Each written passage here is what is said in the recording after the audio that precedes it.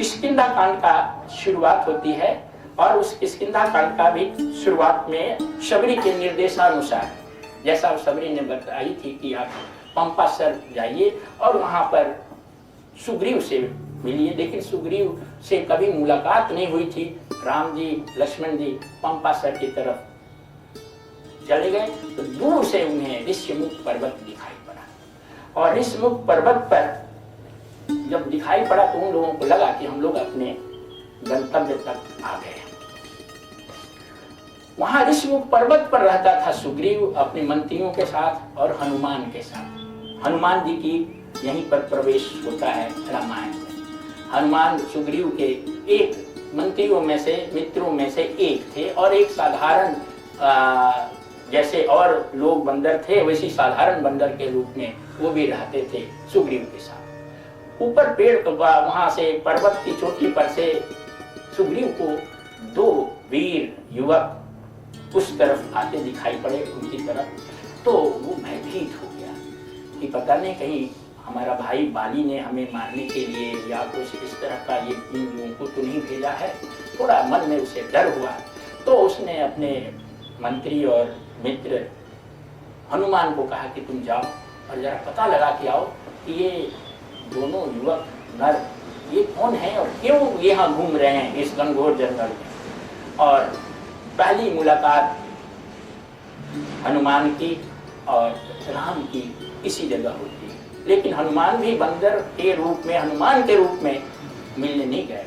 उन्होंने अपना रूप ब्राह्मण का एक रूप बनाया, बदल दिया और एक ब्राह्मण के रूप में वो इन दोनों के पास जो राम लक्ष्मण थे उनके पास आए और उनसे पूछा कि आप लोग इस कौन हैं और इस वन में, इस निर्जन वन में क्यों घूम रहे हैं। राम ने बड़ी सहजता से उत्तर दिया और शॉर्ट में उत्तर दिया, हम दोनों राजा दशरथ के पुत्र हैं। चौपाई त्रिपाठी जी को याद होगी, लेकिन हाँ बहुत मशहूर त्रिपाठी ये है चौपाई है।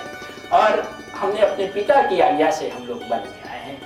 हमारे साथ हमारी पत्नी सीता भी थी, लेकिन उसे किसी राक्षस ने जो है अपहरित कर दिया है और हम लोग उसी की खोज में यहाँ पर भटक रहे हैं। यही हमारी संक्षेप में कथा है।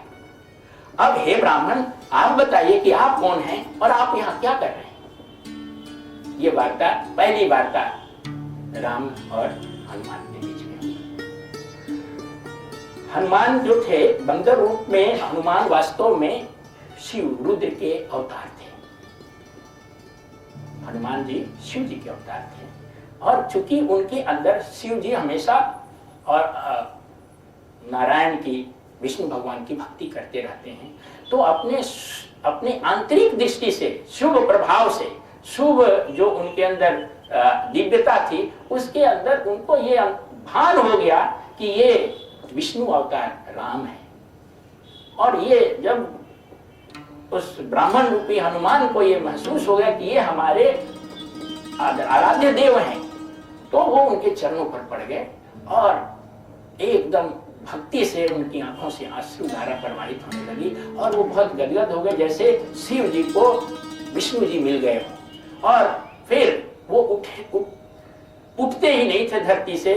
भगवान राम ने उन्हें अपने हाथों से उठाया और उन्हें आलिंगन किया और फिर बड़े प्रेम से उन्होंने बताया, हनुमान ने,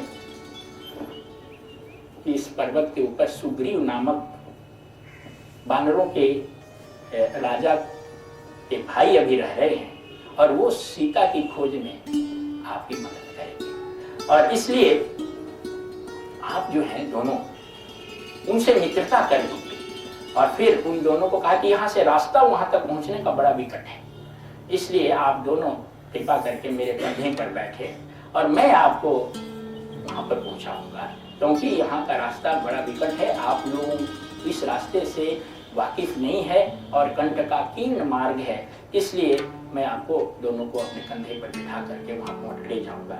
और इस प्रकार से हनुमान जो थे दोनों राम और लक्ष्मण को एक एक कंधे पर बिठाया और प्रसन्नता से, बहुत प्रसन्नता से सुग्रीव की ओर जाने लगे। ऊपर से सुग्रीव देख रहा था कि हनुमान ने इन दोनों दिव्य पुरुषों पुरुषों को अपने कंधे पर बिठाया है। इसका मतलब है कि ये दोनों हमारे अनुकूल हैं, हमारे विरोधी नहीं है। अगर ऐसी बात होती तो हनुमान इतने आदर के साथ, सम्मान के साथ इन्हें अपने कंधे पर बिठाकर हमारे पास नहीं लाते। ये उनको विश्वास था, इसलिए वो भी प्रसन्न हुए और एक दूसरे के परिचय हुआ सुग्रीव और राम का। और जब इसको मालूम हुआ कि ये क्यों घूम रहे हैं, तब सुग्रीव ने कहा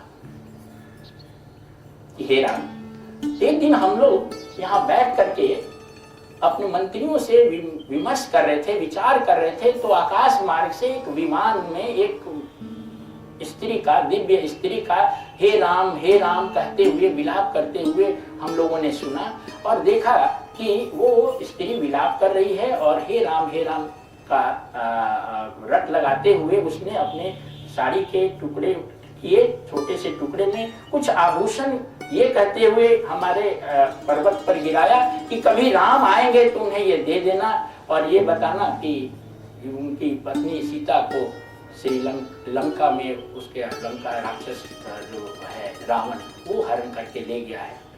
जब राम ने ये सुना तो कहा कि जरा हमें वो दिखाइए कौन सा आभूषण है। तो सुग्रीव उस आभूषण की पोटली को जो जब सीता ने वहाँ गिराया था उसको सामने रखा तो राम पहचान गए कि ये सब सीता के आभूषण है। और उसको देखने के बाद उन्हें बड़ा दुख हुआ और वो भाव विह्वल हो गए और सीता के वियोग में विलाप करने लगे। तब सुग्रीव ने उन्हें ढाढ़स बनाया और सुग्रीव ने कहा कि आप चिंता नहीं करें, सीता को वापस लाने में जो भी संभव सहयोग होगा हम उसे निश्चित रूप से करेंगे और हम आपको ये विश्वास दिलाते हैं। सुग्रीव ने कहा कि हमारे अधीन जो भी बानर भालू सेना होगी, जो भी शक्ति होगी, हम सारी शक्ति सीता की खोज में या वापस लाने में लगा देंगे।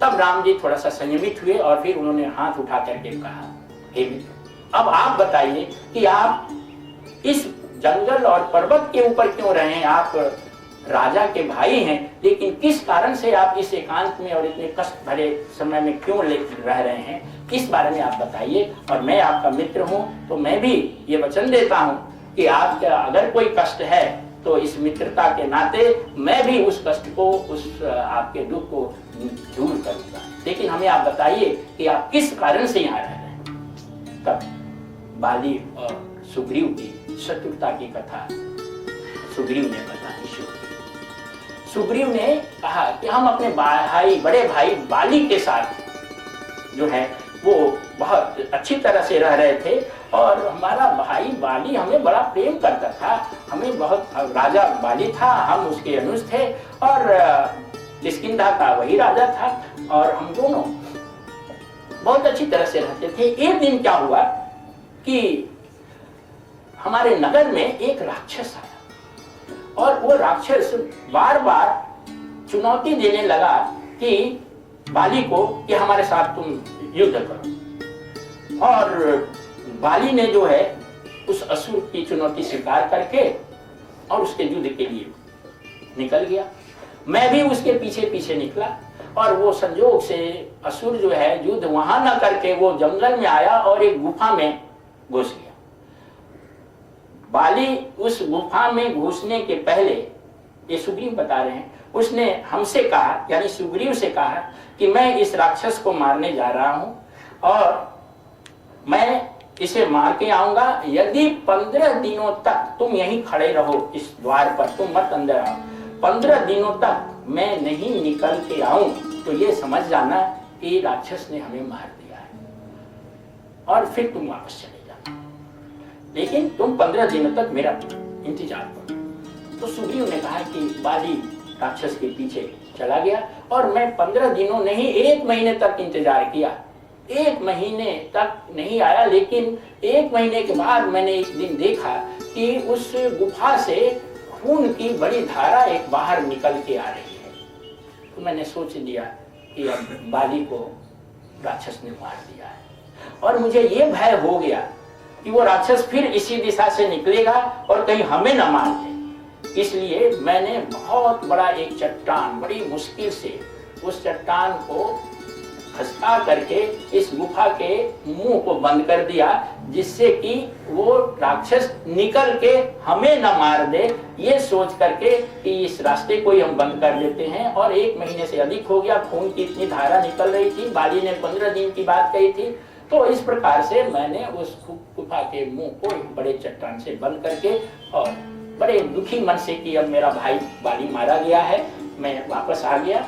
और वहां आकर के लोगों ने मेरा राज्याभिषेक कर दिया, हमें राजा बना दिया बाली की जगह पर, क्योंकि मारा गया बाली। सभी लोग बड़े दुखी थे और मैं राजा बन गया। और राजा बनने के बाद उसकी पत्नी तारा थी, उससे मैंने विवाह भी कर दिया। लेकिन बात कुछ दूसरी थी और हम विवाह करके राज्य चलाने लगे। इसी बीच में हुआ ये कि वास्तव में वो असुर मरा नहीं था, बल्कि बाली ने उस असुर को मार दिया था। और जो रक्त बह रहा था वो उस असुर का रक्त था, बाली का रक्त नहीं था। लेकिन जब बाली वापस आया तो गुफा का मुंह बंद पाया। वहां पर एक बहुत भारी चट्टान का दरवाजा लगा हुआ था। उसके मन में उसी समय हो गया कि हम जब ये अंदर घुसे तो हमारा जो भाई है इसने जानबूझ करके, देखिए गलतफहमी कैसे होती है, ये मिसअंडरस्टैंडिंग, जानबूझ करके इसने गुफा का दरवाजा बंद कर दिया है कि मैं बाहर ना निकलूं, मुझे कैद कर दिया, जिससे कि ये बाहर ना निकले। और ऐसे गुस्सा उसके मन में फूट पड़ा। बड़ी मुश्किल से उसने उस चट्टान को हटाया, हट गया चट्टान। वो बाहर निकल के जब आया तो देखा कि सुग्रीव जो है यहाँ तो राजा बना हुआ है। राजा ही नहीं बना हुआ है बल्कि उसकी पत्नी से विवाह भी कर लिया है और पूरे ऐश्वर्य के साथ रह रहा है। तो उसका जो शक था वो और पक्का हो गया, दृढ़ हो गया कि देखे, सोच रहे थे ना कि ये दिमाग में जो बात थी वो सच्ची निकली। इसने तो राजा बनने के लिए हमें उसमें कैद कर दिया। और वो फिर उसके पीछे लग गया और पीछे लग करके और उसको मारने के लिए वो दौड़ा, जिससे कि वो क्रोध के कारण और उसे भी च्युत कर दिया। फिर उसकी पत्नी, जो पहली पत्नी उसकी अपनी तारा थी, उसे भी उससे छीन लिया। और ये जान बचाने के लिए कुछ अपने विश्वस्त मंत्री और कुछ मित्र, जिसमें हनुमान भी थे, उनके साथ वो एक विशेष इस ऋषिमुख पर्वत, इस विशेष वन में आया। उस जगह आने का कारण ये था कि वहां पर वो सुरक्षित था, क्योंकि बाली को ये श्राप था कि वो इस जगह पर, इस पर्वत के ऊपर नहीं आ सकता है। इस क्षेत्र में ज्यों ही वो प्रवेश करेगा उसकी मृत्यु हो जाएगी। ये किसी संत का, ऋषि का बाली को श्राप दिया गया था, इसलिए उस जगह में वो रह रहा था। और इस कारण से वो रह तो रहा था वहां पर, लेकिन वो बराबर डरा रहता था कब बाली आ जाए, कहाँ उसको फिर उसकी वो कहीं मार न दे। वहां सुरक्षित रहने पर भी वो आंतरिक रूप से असुरक्षित रहता था। और इस प्रकार से उसने बताया श्री राम को कि मैं रात दिन अपने भाई बाली के डर से डरा रहता हूँ और वो मुझे जब तक जीवित रहेगा तब तक अपने राज्य में प्रवेश नहीं होने देगा। इस कथा को सुनने के बाद श्री राम ने अपनी भुजाएं उठाई और शपथ के साथ शपथ लिया और कहा कि हे सुग्रीव, सुनिए, आप बाली को चुनौती दीजिए और मैं प्रण करता हूं कि मैं एक ही बाण में उसका वध कर दूंगा। और यदि वो ब्रह्मा और शिव के पास भी अपनी जान बचाने के लिए जाए तो उसे ब्रह्मा और शिव भी उसकी रक्षा नहीं कर सकते। इस प्रकार से उसे, सुग्रीव को राम जी ने एश्योर किया कि वो बाली के त्रास से मुक्त होगा और उसे कहा कि अब आप जाइए, उसको चुनौती दीजिए। राम के, वो तो बड़ा डर रहा था, लेकिन राम के बार बार कहने से, प्रेरणा देने से वो उसी समय जो है उठ के बाली को चुनौती देने के लिए उसके महल के साथ पहुंच गया और बाली को ललकारने लगा कि वो आए उसके साथ युद्ध करें। और इधर युद्ध करने के लिए जब ये लोग आए बाहर, तो राम जो है एक झाड़ी के पीछे छुप करके और बाण को संधान किए हुए इंतजार करने लगे कि कब मौका मिले जिससे वो बाली पर बाण चलाए और बाली को समाप्त करें। दोनों में जब युद्ध हो रहा था, ये दोनों भाई इतने हम शक्ल थे, एक तरह के थे कि उस समय राम को पता भी नहीं चलता था कि इसमें बाली कौन है, सुग्रीव कौन है। कहीं उन्हें डर लगता था कि हमने बाण चलाया सुग्रीव को ही न लग जाए, इसलिए उनके युद्ध होने के काल तक वो बाण ही नहीं चला पाए। और इधर सुग्रीव जो है वो इंतजार करता रहा कि बाण चलाए वो, और युद्ध में बाली को फंसाए हुए रखा रहा, लेकिन इस बीच में बाली उसके ऊपर प्रहार करता रहा और उसे बहुत घायल कर दिया, बहुत पीटा उसे। और अब लगा कि वो सुग्रीव जो है वो मर जाएगा, वो बाली मार देगा। तो सुग्रीव जान बचा करके उस युद्ध से भाग करके फिर उस सुरक्षित जगह में आया और राम को कहने लगा कि आपने हमें मरने के लिए भेज दिया था, अगर मारना था तो आप ही बाण से मार देते, क्यों बाली के पास हमें भेजिए कि मार दे। हम तो कहते थे कि हम उसके साथ युद्ध में नहीं जीत सकते हैं, आप हमें भेज दिया और उसे मारा भी नहीं और हमें इतना जख्मी भी होने दिया। वो तो कहिए कि हम बच के चले आए, अगर मारना ही चाहते थे तो इतना बड़ा बात करने की क्या जरूरत थी, आपके सामने थे, आप मार देते हमें। राम जी को बड़ा दुख हुआ, लेकिन फिर भी उन्होंने सुग्रीव के कंधे पर, सर पर हाथ रखा। उसके हाथ रखते ही, उनके हाथ रखते ही सुग्रीव की जो पीड़ा थी वो सब समाप्त हो गई, जो जख्म थे वो सब भर गए। और उन्होंने ये बताया कि वास्तव में हम मारने को तैयार थे, लेकिन तुम्हारी हम शक्ल इस तरह की थी कि हमको ये भय लगा रहा कि पता नहीं तुम्हें कहीं ना बाण लग जाए, तुम लोग ये देखने में इतने एक तरह हो ये हम नहीं जानते थे। लेकिन अब जो है, अब उन्होंने अपने गले की एक माला निकाली और उस माला को सुग्रीव के गले में डाल दिया। और सुग्रीव के गले में डालने के बाद अब दोनों में एक पहचान हो गई। और फिर उन्होंने कहा कि जाओ, अब की बार फिर तुम ललकारो बाली को, और अब की बार हम नहीं छोड़ेंगे, अब हमें दिक्कत नहीं होगी। अब उनकी इस बात से, और अभी दर्द समाप्त भी हो गया था, तो उसे राम की शक्ति का एहसास भी हो गया कि ये कितने दिव्य पुरुष हैं। तो वो फिर गया बाली के चुनौती देने के लिए, और इस प्रकार से फिर वो बाली और उसका युद्ध शुरू हो गया। ज्यों ही अवसर आया, ऐसे ही वो पीछे झाड़ियों के पीछे छुप करके और अपने बाण लेकर के तैयार खड़े थे। ज्यों ही ऐसा अवसर आया कि बाली की पीठ इनके कानों की तरफ पड़ी, तो राम ने बाण से बाली का वध कर दिया।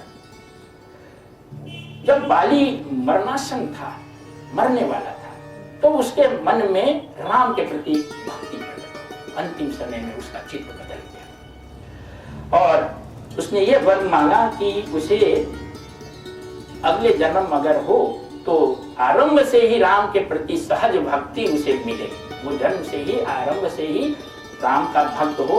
और उसने ये वचन लिया कि ये मेरा बेटा जो अंगद है, इस अंगद को आप राम, आप अपना सेवक के रूप में इसे अपना लीजिए। और इस प्रकार से उसका अंत हो गया, मृत्यु हो गई। सारे लोगों को, सारे बंदर भालुओं को, तारा को, सबको बड़ा दुख हुआ। राम जी, तारा जो विलाप कर रही थी, उसकी पत्नी, उसको प्रबोधित किया, समझाया, और फिर उसके मन में दिव्य शक्ति से उसके संताप हर लिए, उसके दुख को हर लिया, और फिर उसे आत्मज्ञान प्रदान किया। और फिर राजा राम ने लक्ष्मण को आदेश दिया कि वो सुग्रीव को ले जा करके किष्किंधा राजधानी में सुग्रीव का तिलक करके इसे राजा बनाए। और उसके बाद, क्योंकि वो नगर में नहीं प्रवेश कर सकते थे, उनका नगर में प्रवेश करना, उन्हें वनवास मिला था, नगर में जाने की उन्होंने मनाही की थी, तो वो नगर में स्वयं नहीं गए और लक्ष्मण को भेज करके उसका राज तिलक कराया। और एक विशेष समारोह में सुग्रीव का राज तिलक हुआ। और सुग्रीव ने लक्ष्मण को यह वचन दिया कि अब वर्षा ऋतु समाप्त होते ही, वर्षा ऋतु शुरू हो रही थी, वर्षा ऋतु समाप्त होते ही वो सीता की खोज में बंदर और भालुओं की टोली भेजेंगे। तो इस कथा को आज सुना हम लोगों ने, और इस कथा का जो प्रतीकार्थ है वो बहुत ही गहरा है। इस प्रतीकार्थ को अगले दिन के सत्संग में सुनेंगे। आज सत्संग को यही विराम देते हैं। आप सबों को अपनी ओर से, आश्रम की ओर से हार्दिक आभार और धन्यवाद देते हैं कि आज आपने इस कथा में अपना बहुमूल्य समय दिया और हमें कुछ कहने का मौका दिया। परमात्मा से ही प्रार्थना है ईश्वरीय कथा, ज्ञान और भक्ति आपके हृदय में स्थापित हो और आप इसी जीवन में आत्मज्ञान प्राप्त करें। ओम असतो मा सद्गमय तमसो मा ज्योतिर्गमय मृत्योर्मामृतं गमय। ओम सर्वेषां स्वस्तिर्भवतु, सर्वेषां शान्तिर्भवतु, सर्वेषां पूर्णं भवतु, सर्वेषां मंगलं भवतु, सर्वे भवन्तु सुखिनः, सर्वे सन्तु निरामयाः, सर्वे भद्राणि पश्यन्तु मा कश्चित् दुःखभाग् भवेत्। ओम पूर्णमदः पूर्णमिदं पूर्णात् पूर्णमुदच्यते पूर्णस्य पूर्णमादाय पूर्णमेवावशिष्यते। ओम शांति शांति शांति। हरि ओम तत्सत्।